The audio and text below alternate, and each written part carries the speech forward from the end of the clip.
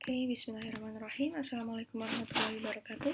Selamat pagi, selamat siang semuanya. Kita bertemu lagi di mata kuliah pemodelan sistem.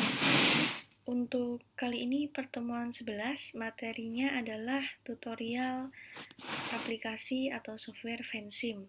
Nah, mungkin beberapa dari kalian sudah pernah memakai atau sudah pernah mendengar sebelumnya. Software Vensim adalah software untuk melakukan simulasi. Jadi akan membantu kita untuk membuat simulasi sistem yang akan kita pelajari selanjutnya. Nah, pertama-tama kalian bisa download softwarenya, pastinya free ya.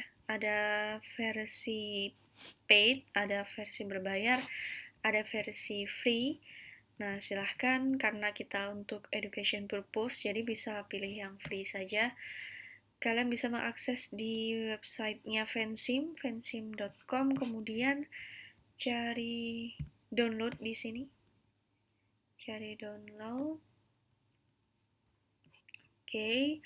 Lalu di sana nanti akan ada beberapa version, silakan pilih yang sesuai dengan komputernya masing-masing.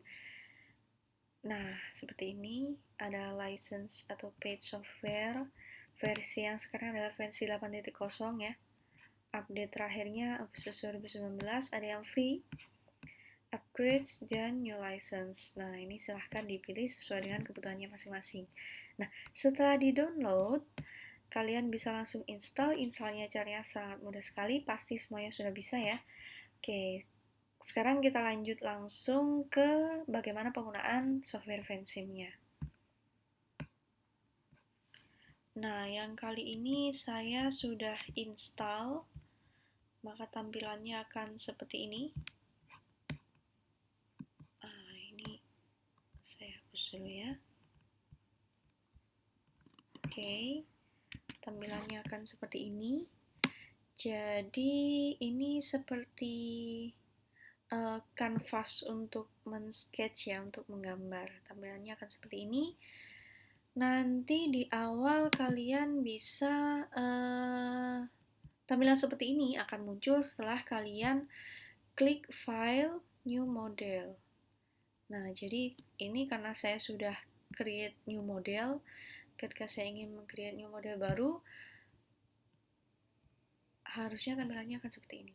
Nah, jadi tampilan setting untuk modelnya, silahkan kita bisa setting initial times, final time, kemudian unit for time jika misalnya simulasinya membutuhkan waktu tertentu. Ketika kita tidak memerlukan hal ini, cukup default aja. Nah, ketika diklik OK, maka tampilan utamanya seperti ini. Nah, saya akan jelaskan beberapa bagian-bagian di Vensim ini. Yang pertama di atas ini ada File, Edit, View, Layout, Model, Option, Window, Help. Ini adalah menu utamanya. Kemudian di sini ketika kita sudah meng-create new model akan tampil title bar. Jadi mestinya ini bisa dikasih nama ya, modelnya namanya apa, karena tadi saya nggak kasih nama, jadi unnamed view. Kemudian di bawahnya di sini ada main toolbar, jadi tool-toolnya ada save, open, kemudian simulasi. Nanti ketika kita sudah selesai membuat simulasi modelnya, kita bisa simulasikan. Nah, jadi di bagian sini adalah main toolbar. Di bawahnya lagi adalah sketch tool, yaitu tools atau alat-alat untuk melakukan sketch modelnya, termasuk di samping sini juga. Oke, jadi gambaran untuk software Vensim tampilannya kira-kira adalah seperti ini. Nanti silahkan dicoba masing-masing. Kemudian untuk kali ini kita akan mencoba mencontohkan bagaimana membuat sebuah causal loop diagram dengan menggunakan software Vensim. Nah, saya ambil satu contoh studi kasus sederhana saja. Misalnya kita bisa buat studi kasus stok beras atau supply dan demand kebutuhan beras di masyarakat. Misalnya seperti itu ya. Oke, kita akan buat model causal loop diagramnya. Nah, Yang akan kita gunakan nanti adalah beberapa sketch tool di bagian sini. Variable, arrow, rate, log move, log sketch, move size, dan sebagainya. Delete juga di sini. Nah, kita langsung coba ya. Untuk membuat modelnya, yang pertama kita buat adalah variabelnya. Nah, kita klik variabel di sebelah sini yang ada simbolnya A. Kemudian kita klik di bagian sini, sketch areanya. Nah, ketika sudah diklik muncul seperti ini, silakan kita bisa langsung tulis. Misalnya di sini saya tulis variabelnya harga beras, pan, dan wangi. Satu variabel sudah tertulis, ketika saya ingin menulis variabel yang lain, tinggal saya pindah kursornya, kemudian saya klik. Nah, seperti itu. Konsumsi beras, pan, dan wangi, misalnya. Kemudian kita klik di tempat lain, stok beras, pan, dan wangi. Kita klik di tempat lain lagi, beras yang dipanen, misalnya seperti itu. Nah, sudah. Kalau kita klik terus masih akan muncul variabel yang baru ya. Misalnya ini saya hanya butuh 4 variabel. Saya sudah membuat 4 variabel dan saya ingin keluar dari kursor variabelnya, tinggal kita klik escape. Nah, sudah. Kemudian selanjutnya kita akan hubungkan masing-masing variabel ini, maka kita klik arrow, di sini ada arrow ya. Nah, kita klik di variabelnya, kemudian langsung dihubungkan ke variabel lainnya, klik. Nah, jadi klik variabel 1, klik variabel 2. Ini juga bisa kita geser-geser, nah seperti ini. Kemudian menghubungkan variabel yang lainnya, klik di sini, lalu di sini. Nah, seperti ini. Kemudian klik di sini. Hubungannya tergantung dari apa yang kita buat ya.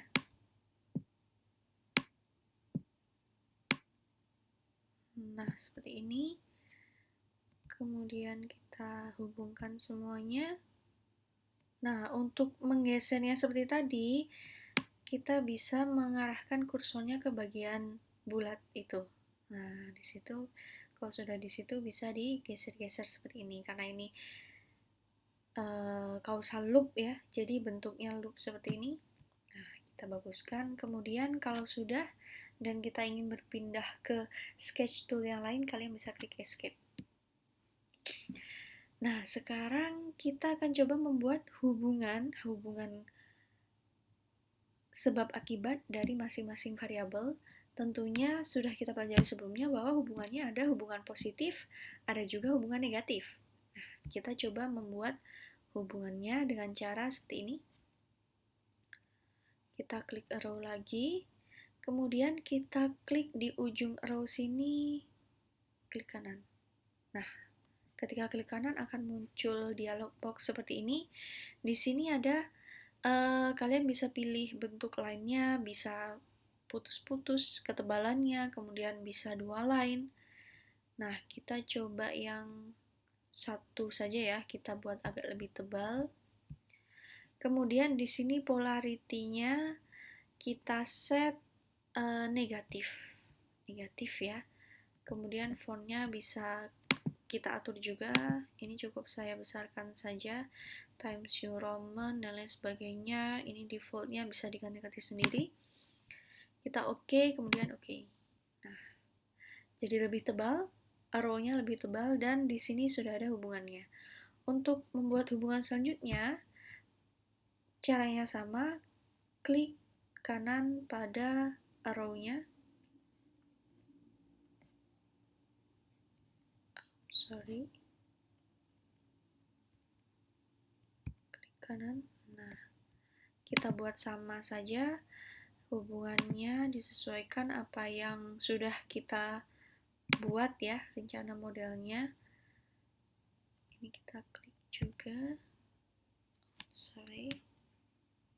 Kalau nggak pas jadinya seperti itu ya. Jadi muncul arrow baru.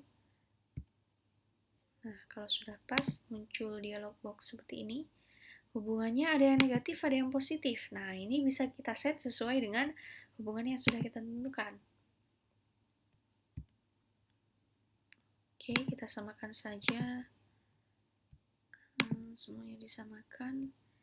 Ini positif. Oke, nah sudah jadi seperti ini. Sudah terhubung masing-masing dan sudah ada status hubungannya positif dan negatif. Nah, kita coba buat satu lagi di sini hubungannya. Kemudian kita set negatif. Kalau merasa aduh ketebalan bisa diganti ya. Nah, bisa diganti. Misalnya ini ketebalan. Kita ganti karena sepertinya ketebalan. Oke. Klik bagian arrow-nya, jangan lupa.